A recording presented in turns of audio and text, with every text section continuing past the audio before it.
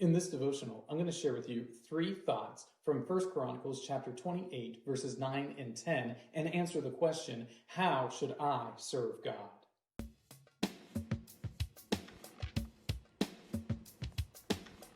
1 Chronicles chapter 28, verses 9 and 10 says, "And you, Solomon my son, know the God of your father and serve him with a whole heart and with a willing mind. For the Lord searches all hearts and understands every plan and thought. If you seek him, he will be found by you. But if you forsake him, he will cast you off forever. Be careful now, for the Lord has chosen you to build a house for the sanctuary. Be strong and do it." David, as he is ending his career as the king, is passing on his final advice to Solomon, who is getting ready to step into the throne and preparing himself to rule over Israel. In the words that David shares with Solomon, he explains how Solomon should go about his work of ruling Israel and how he should serve God. Here are 3 thoughts from 1 Chronicles 28, verses 9 and 10. Thought number 1, with a whole heart. You should serve God with all your heart, because the Lord knows if you are just half-hearted in what you're doing.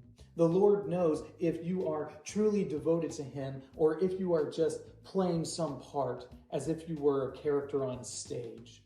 The Lord is perfectly aware of all of your intentions, and he knows if you are truly believing the things that you say or not.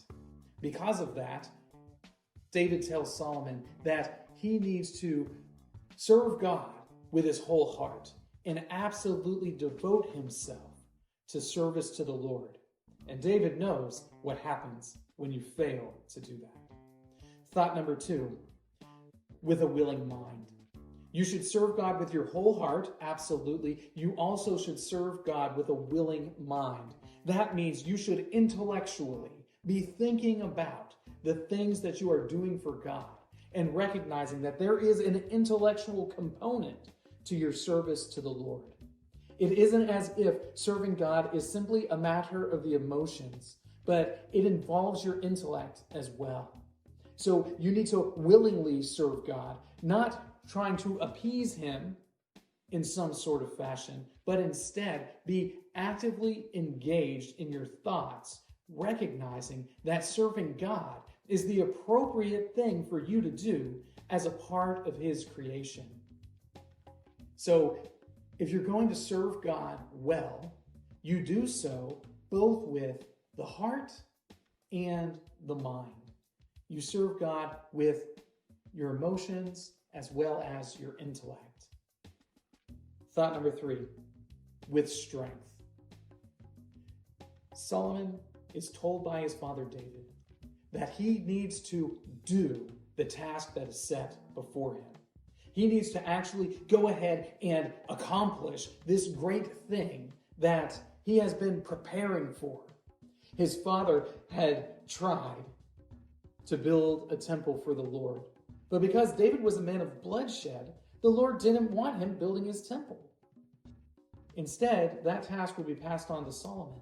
And Solomon was going to be given this great gift of peace so that he himself would not be a man of bloodshed. He would not be this great warrior, but instead would be this thoughtful, peaceful, successful, and wise king who would be an appropriate person to build the house of the Lord. David is going to have his great hope accomplished by his son. David tells Solomon that in his service to the Lord, he should do so to the fullest extent of his strength, that he shouldn't hold anything back, that he shouldn't do this willy-nilly or just as if it were a hobby or some sort of game, but that his service to the Lord should be specific, that it should be done in power, and that he shouldn't neglect this great task that's set before him. A great task that's going to benefit the people of God for generations to come. The question is, how should I serve God?